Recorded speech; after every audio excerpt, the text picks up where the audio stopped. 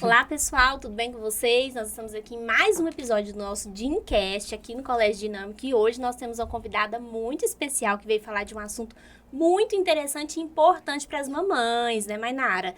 E ela veio falar sobre as infecções virais que são tão presentes aí na infância.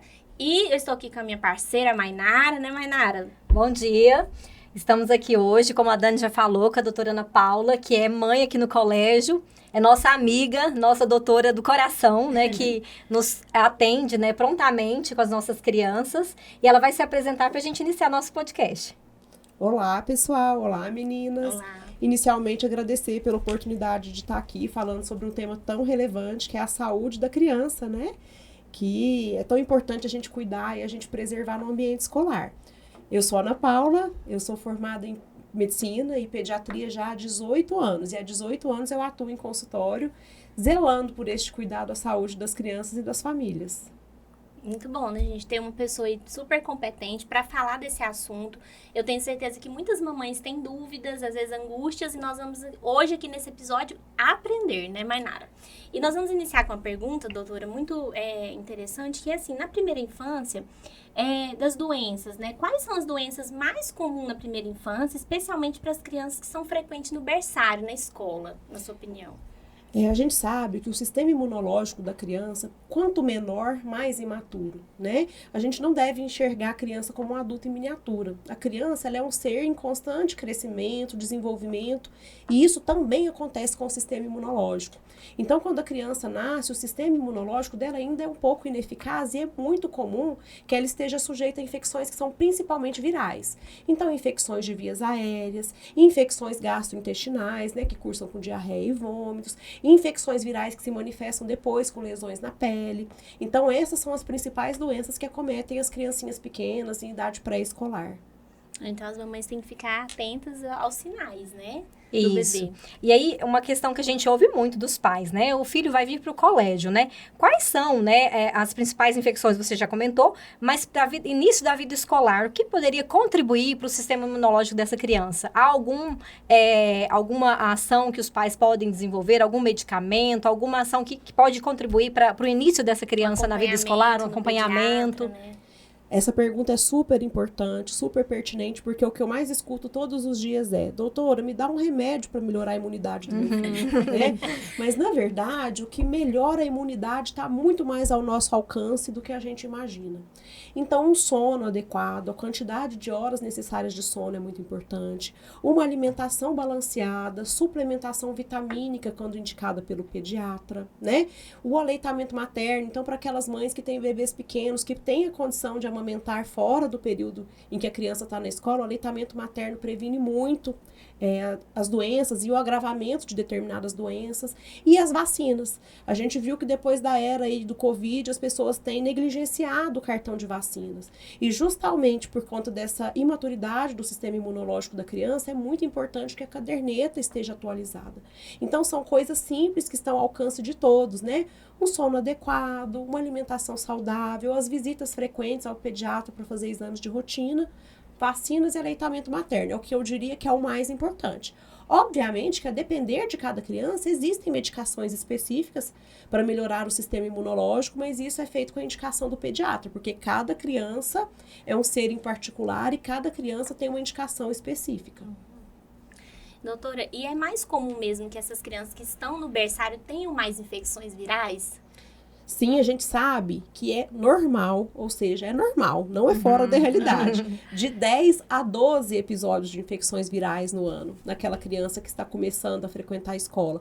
Parece um absurdo, né? Porque é praticamente 15 dias doente e 15 dias de saúde, né?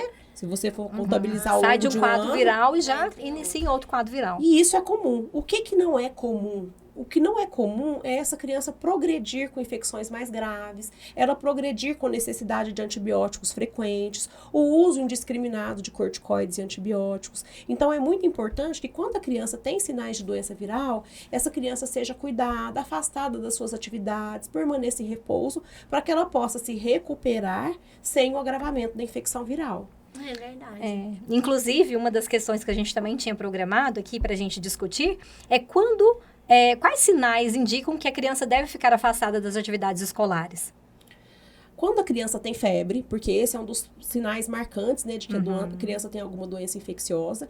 E eu diria que, de modo geral, quando a criança não parece bem. Porque até pra gente que é adulto, frequentar o trabalho, desempenhar qualquer atividade que seja em vigência de infecção é muito penoso. E para a criança também é. Então, quando a gente sugere afastar a criança da escola, não é somente para evitar a transmissão e o contágio de doenças dentro do ambiente escolar, mas também para que essa criança possa convalescer, se recuperar da melhor forma possível e evitar o agravamento de uma infecção que inicialmente é viral. E no berçário, quais dicas você daria de prevenção, de higiene, né? Para que a escola, para as escolas, a gente está dizendo de modo macro, né? Para todas as escolas que têm berçário, quais os cuidados de higiene é importante manter nesse ambiente? Por exemplo, a janela, né? Aberta ou fechada? Existem muitas dúvidas. A limpeza desse ambiente, os cuidados necessários que as cuidadoras, o pessoal da limpeza precisa ter. Eu acho que o mais importante de tudo, em primeiro lugar, é a interface mãe e escola. Eu acho que tem que haver inicialmente a conscientização da escola para com as mães, para que elas não levem as crianças adoecidas para a escola. Porque a gente sabe que é um ambiente em que se aglomeram muitas crianças, um cuidador muitas vezes, né, aliás, quase sempre cuida de mais de uma criança.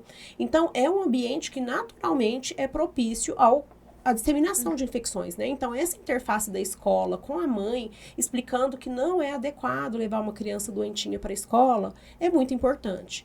Dito isso, dentro da escola, o que é sugerido? É sugerido que mantenha esse ambiente limpo, com o mínimo de acúmulo de objetos que possam trazer contágio dentro do ambiente. O ambiente mais arejado é sempre melhor do que o ambiente fechado. Privilegiar as práticas de atividades ao ar livre. A higiene constante das mãos, principalmente no manuseio entre uma criança e outra. Evitar compartilhar determinados objetos que são de uso pessoal. Por exemplo, o copo, o talher, a comida que se come com a mãozinha. Então, tudo isso é importante. E sempre que a criança chegar à escola doentinha, o educador tem aquele olhar atento, né? Se a criança tem febre ou parece que não está bem, tem alguma lesão de pele, alguma alteração respiratória ou gastrointestinal, é importante que a mãe seja comunicada para que aquela criança possa ser cuidada em casa, como é o ideal. Certo. Que é muito comum, né? Eu falo assim, nós que vivenciamos, né? Já estamos, no meu caso, já estamos com os filhos mais crescidos, né?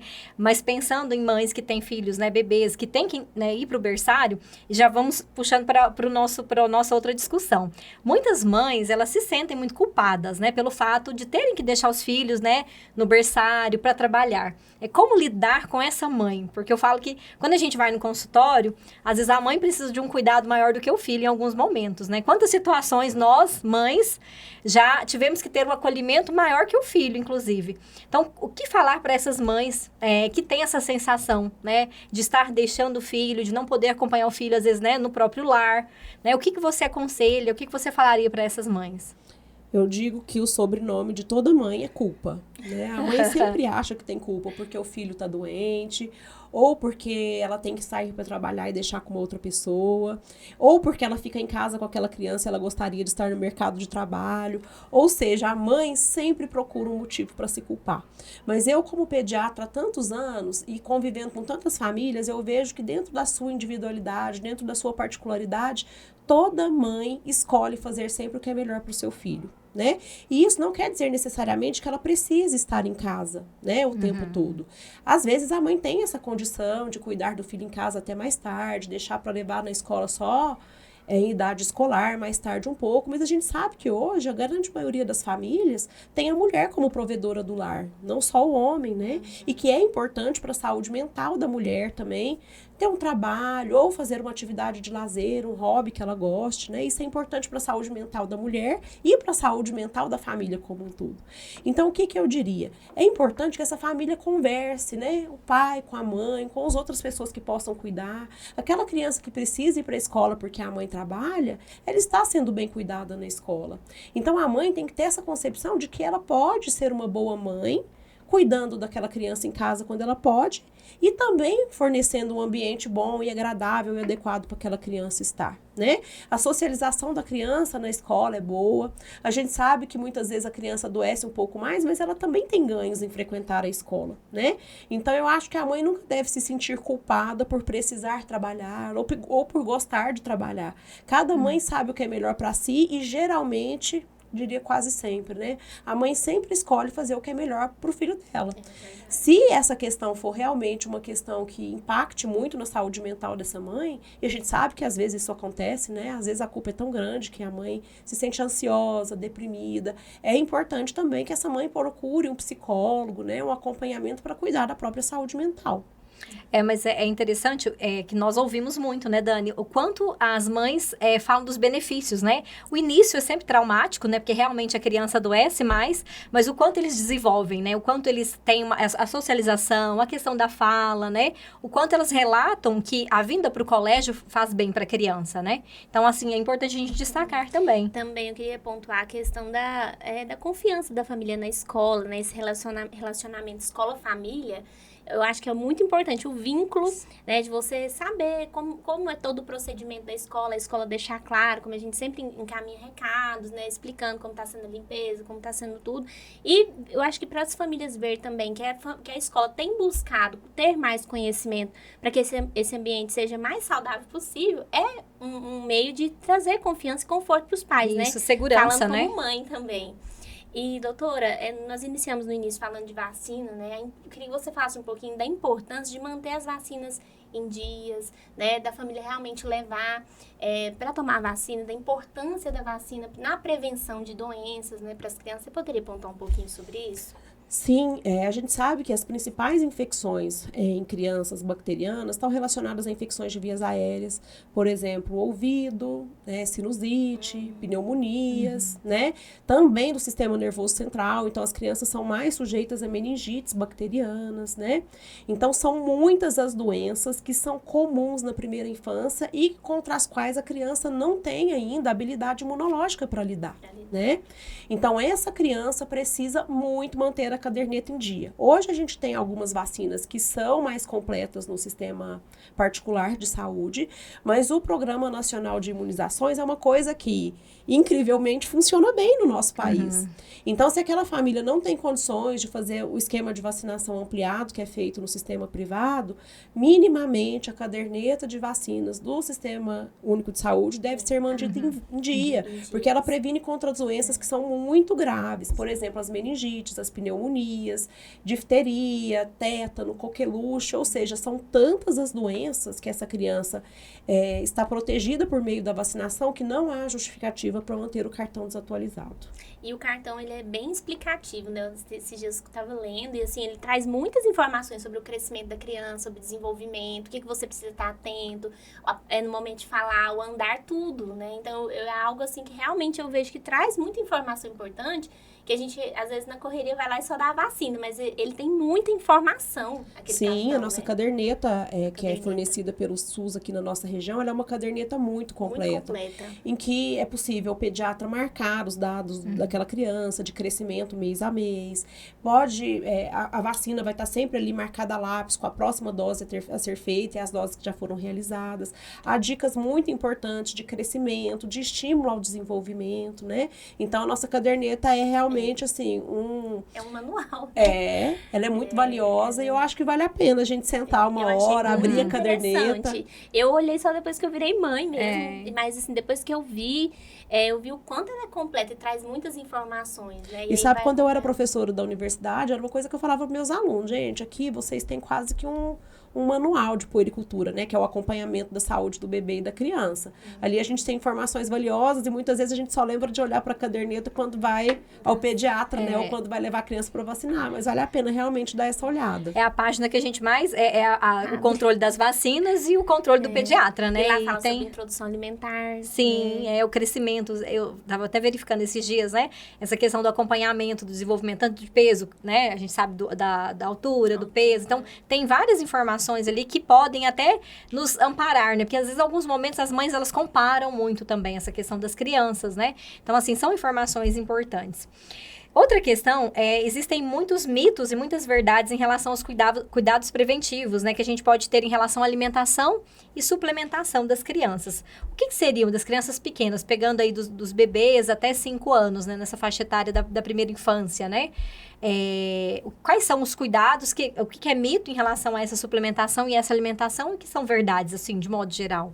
O principal mito é achar que você vai à farmácia, escolhe um suplemento qualquer e que aquela criança está devidamente suplementada. É o que eu vejo que acontece muito. Escolhe qualquer suplemento que é indicado para a criança, que está ali no balcão da farmácia, que o farmacêutico te orientou e consumir aquele suplemento. Este é o principal mito, né? Mas o que existe de realidade? As crianças precisam sim de suplementação. Inclusive, de 0 a 2 anos de vida, é obrigatória a suplementação de ferro, vitamina A, vitamina D para todas as crianças, desde o nascimento até os 2 anos. A mulher que amamenta também deve ser suplementada, inclusive de ômega 3, né? Porque aquela criança recebe suplementação de ômega 3 pela dieta da mãe. Então, é muito importante essa suplementação na primeira infância e após os 2 anos, é importante que a criança passe por avaliação médica pelo menos a cada 6 meses ou 1 ano, para que ela seja submetida a exames de laboratório. Como a criança é um ser que está em pleno crescimento e desenvolvimento, ainda que ela tenha uma alimentação saudável, é muito comum que ela precise de suplementação. E a gente só tem como saber se essa criança precisa suplementar fazendo a avaliação mais detalhada, né? Do recordatório alimentar, dos hábitos da família, né? Porque hoje existem muitas famílias que são vegetarianas e veganas, e também dos exames laboratoriais. Então, eu diria como principal dica converse com o seu pediatra, né? Ao invés de comprar aleatoriamente o suplemento achando que seu filho está protegido, né? Que está bem suplementado, você está se enganando. Então, é melhor que você passe por uma consulta com o pediatra e converse com ele. Explique como é a alimentação daquela criança, os hábitos da família e solicite que sejam feitas avaliações mais detalhadas para individualizar a suplementação de cada criança. Exatamente.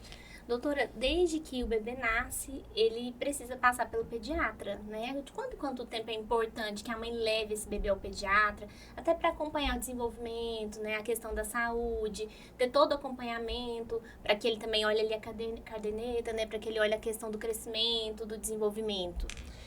No primeiro ano, o ideal é que as consultas sejam feitas mensalmente, né? A primeira consulta, inclusive, deve ser agendada logo que a mãe acabou de ter aquele neném. Aliás, eu diria uma coisa melhor.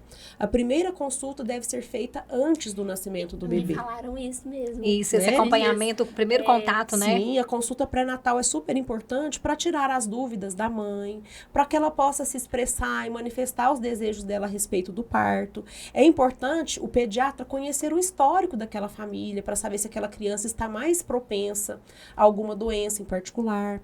Então, é importante a consulta pré-natal. Depois, é muito importante uma consulta ali por volta de 5 a 7 dias de vida. É aquele momento em que a mãe acabou de levar o neném para casa, então ela tem dúvidas a respeito da higiene do bebê, do banho, dos cuidados de primeiros socorros, do umbiguinho, da icterícia, do ganho de peso, dificuldades na amamentação. Ou seja, essa primeira consulta é muito valiosa e também para estabelecer um vínculo com o pediatra. Porque a partir daquele momento, o pediatra agarra na mão da mãe para te falar, eu tô aqui com você agora. São 10 anos, né? São muitos anos. No meu caso, já são 10 anos. Estabelecermos aqui como é que vai ser o nosso contato, né? A nossa forma de comunicação, né? Caso o seu filho fique doente, essas coisas são muito importantes. A gente fala pouco, mas é importante.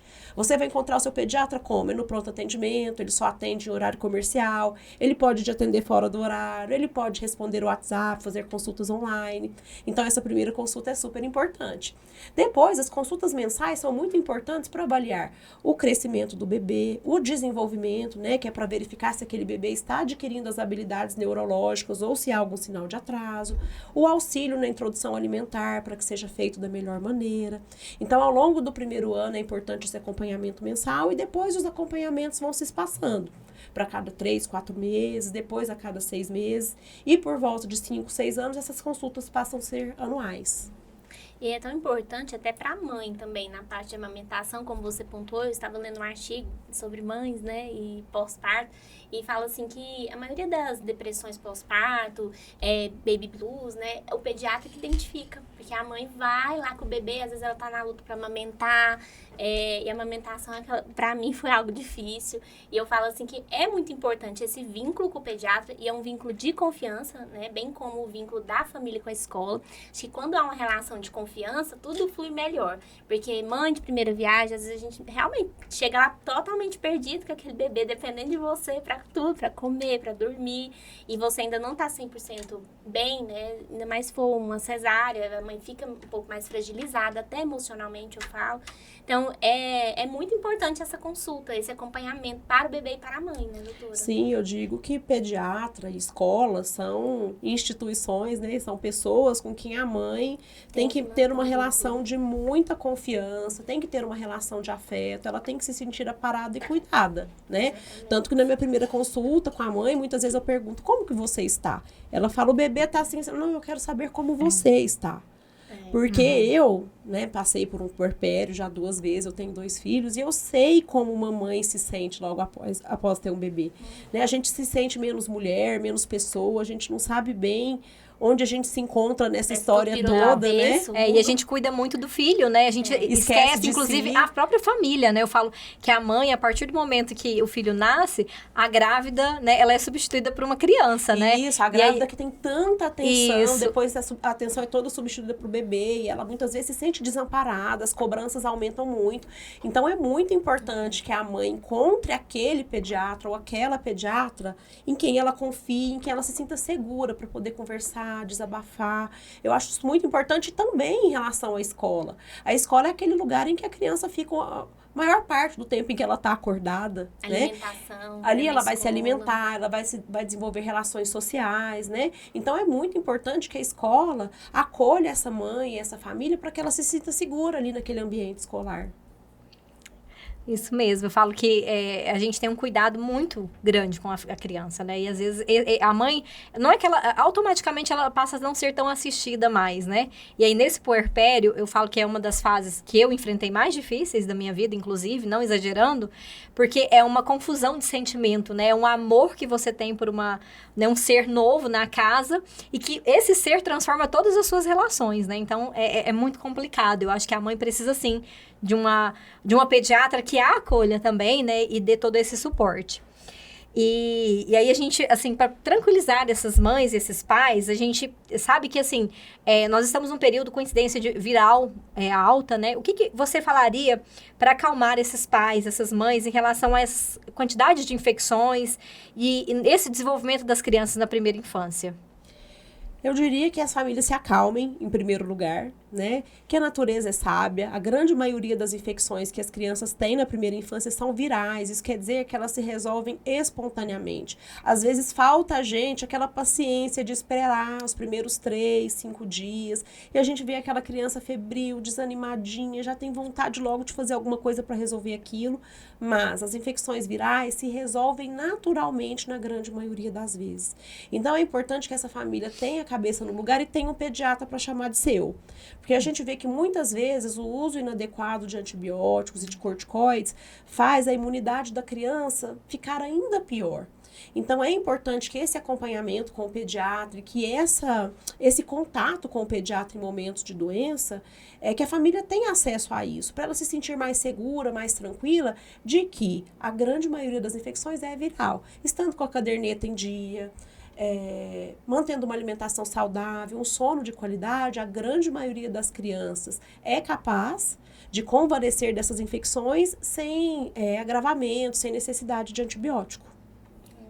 Depois nós podemos organizar outro momento para falar de alimentação, né? Que é algo muito importante também para a saúde da criança e que a criança também alimenta na escola. Então, os cuidados, horários, como mandar essa alimentação, tudo isso, mas vai ser, gente, para um outro episódio. Ótimo, outro dia a gente pode fazer um episódio sobre a alimentação, a lancheirinha da criança, isso, né? Que é muito importante, né? Introdução alimentar, eu tinha medo de introdução alimentar. E nós temos aqui praticamente da introdução alimentar, né, até os jovens, né? Porque nós para praticamente, a gente inclusive fala com os nossos alunos do ensino médio, eu agora vou falar do meu segmento, né?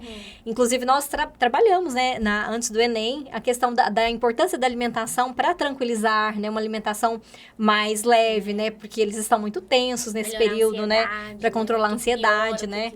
Então, acho que a gente pode seguir, né, para uma versão 2, para a gente falar de alimentação. Que a alimentação seja o nosso remédio, Isso. né? Que a gente não precise tanto de suplementos comprados na farmácia e que a gente tenha acesso a uma comida de mais qualidade. Como diz a minha Nutri da gestação, a Camila, se ela estiver vendo aí, é descascar mais e desembalar menos. Justamente. Se vocês quiserem que a doutora volte aqui, vocês podem comentar aqui embaixo no Eu vou vídeo. adorar.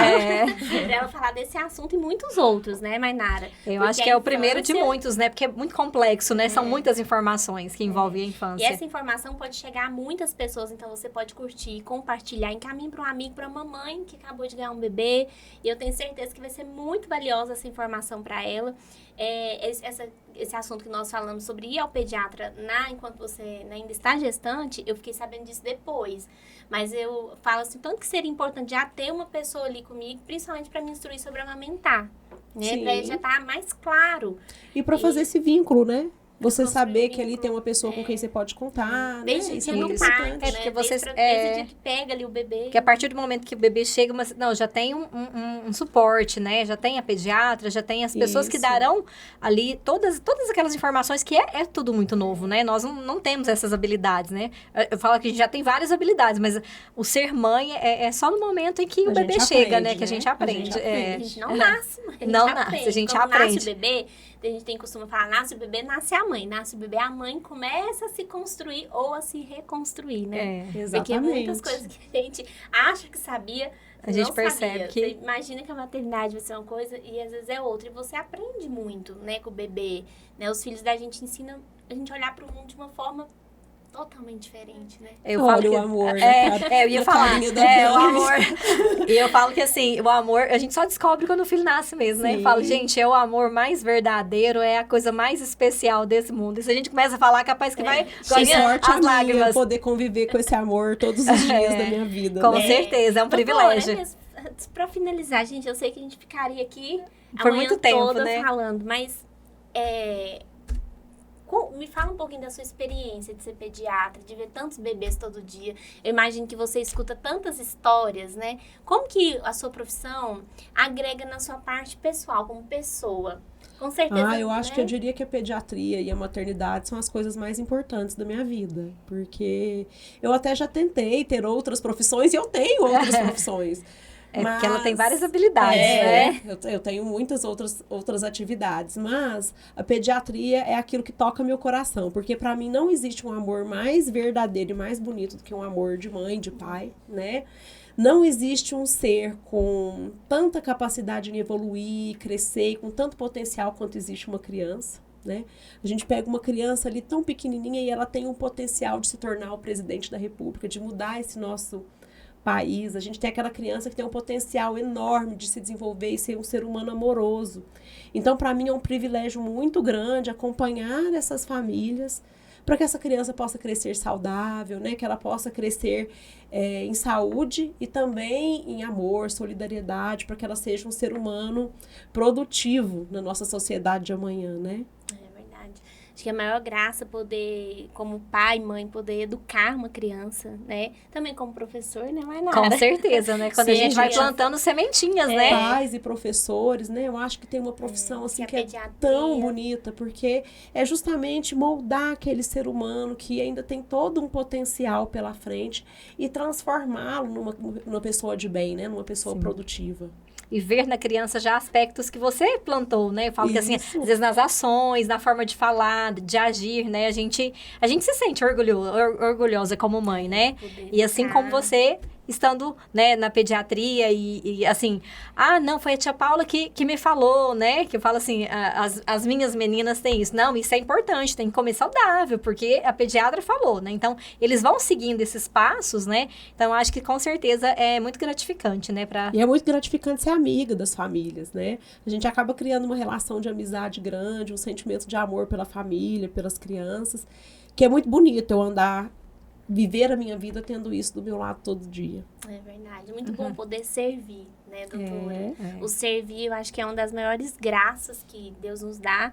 E poder servir com aquilo que a gente aprendeu, que a gente estudou. Poder, acho que quando você conclui um caso, que um bebê estava doente, às vezes eu acredito que você já atendeu casos graves, né? E quando você consegue, com o seu conhecimento, com a sua habilidade como médica, poder ajudar aquela família e contribuir para a criança melhorar, com tudo aquilo que você aprendeu, eu acho que é muito gratificante, né? Seu coração deve ficar quentinho. Cheinho de amor.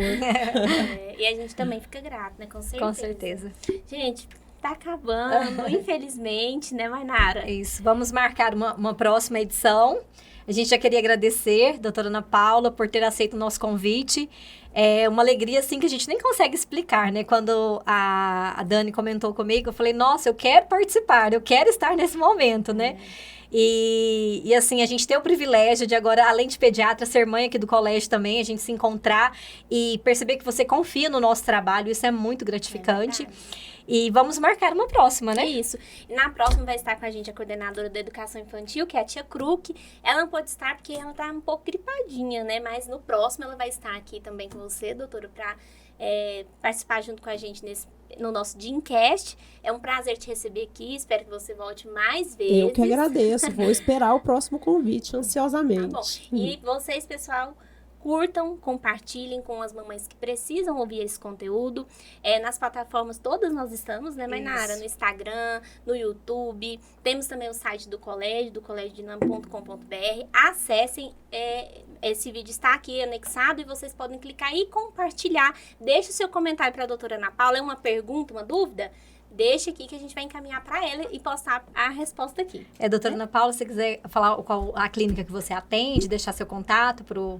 Sim, atendo na clínica Estilo Saúde já há muitos anos, né? Ali na rua Caiapônia 2194, logo atrás do Centro Médico. E o telefone de contato lá é 64-3631-7940. Vai ser um prazer atender quem me procurar por lá. E a doutora tem Instagram e tem dicas boas lá, gente. Qual é o seu Instagram, doutora? @doutora_ana.pediatra.